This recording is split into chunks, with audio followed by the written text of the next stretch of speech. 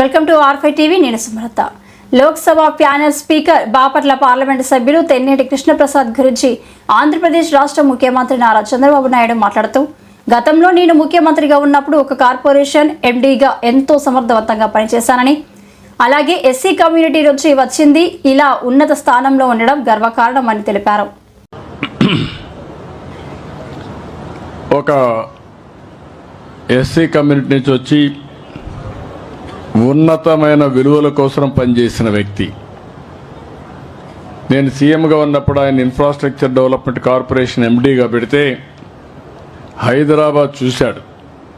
ఏ విధంగా నేను ఒక ఆలోచన ఇస్తే ఆ ఆలోచనని ఎట్లా ముందుకు తీసుకుపోవాలో తీసుకెళ్లారు.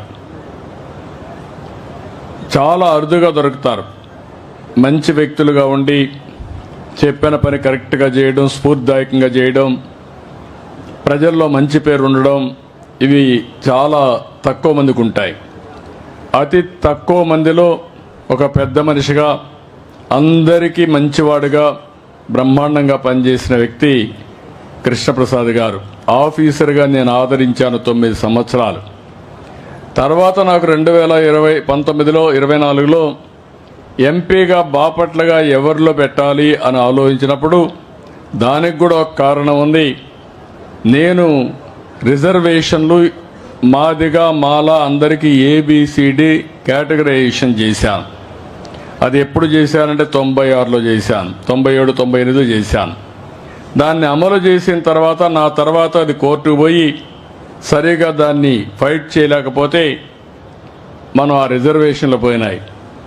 మళ్ళీ 30 సంవత్సరాల తర్వాత నేను ఆ రోజు పెట్టిన రిజర్వేషన్లు మళ్ళీ సుప్రీంకోర్టు 7 మందితో కూడిన బెంచ్ దాన్ని అప్రూవ్ చేశారు. ఇది సామాజిక న్యాయంలో భాగం, ఇది సరైన నిర్ణయమని నేను చేసిన నిర్ణయాన్ని యాక్సెప్ట్ చేసింది.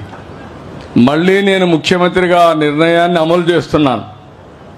ఇది దేశానికే ఆదర్శమైంది. అలాంటప్పుడు నేను ఆలోచించింది, సామాజిక న్యాయంలో భాగంగా ఎవరిని పెడితే బాగుంటుందని ఇక్కడ ఆలోచించి కృష్ణప్రసాద్ గారిని ఎంపీగా ఎంపిక చేస్తే, ఎందుకంటే ఆయన మంచితనం నేను ఆ రోజు చూశాను. ఎవరు మీకు బాగా ఉపయోగపడతారనుకున్నప్పుడు ఆయన ఎంపిక చేశాను. ఆయన ఇక్కడ ఎంపీ అయ్యాడు, తర్వాత ప్యానెల్ చైర్మన్ అయ్యాడు. పార్లమెంట్లో కూడా చాలా గౌరవప్రదమైన స్థానంలో ఆయన ఉన్నాడంటే నేను గర్వపడుతున్నా. బాపట్ల ఎంపీ అంటే ఇట్టుండాలని ప్రజలు ఎల్లప్పుడూ గుర్తుపెట్టుకోవాల్సిందిగా నేను కోరుకుంటున్నా. ఆయన చాలా స్పష్టంగా చెప్పాడు. తల్లిదండ్రులు ఆయనకు సహకరించారు. ఆయన ఐపీఎస్ అయ్యాడు. ఆయన సేవలు నేను గుర్తించాను. నేను ఆయన్ని ఎంపీగా ఎంపిక చేసుకున్నాను. నేను ఆయన గుర్తించకపోతే, ఆయన మంచివాడు కాకపోతే ఆయనకి ఇచ్చుండనేమో. ఆయన మంచివాడని నా నమ్మకం. అందుకే ఆయనకి చేయూతనిచ్చా. రిటైర్మెంట్ తర్వాత ఏ కొద్ది మందికో ఈ అవకాశం వస్తుంది. అలాంటి అరుదైన అవకాశాన్ని అందిపుచ్చుకున్న కృష్ణప్రసాద్ గారిని అభినందిస్తున్నా, కంగ్రాచులేషన్ తెలియజేస్తున్నా. ఇది ఏ విధంగా ఒక్కరికొకరు మనం, మీరు కూడా ప్రజాహితం కోసం మానవత్వంతో పనిచేసి మీకు తగిన సహాయం చేయండి. సమాజంలో మీరు చేయకపోయినా పర్వాలని చెడు చేయొద్దండి. చాలామంది మనం నిద్ర లేసే చూస్తూ ఉంటాం, విషం కక్కుతూ ఉంటారు. ఎందుకు గక్కుతారో మనకే అర్థం కాదు. అది మంచి జీవితం కాదు.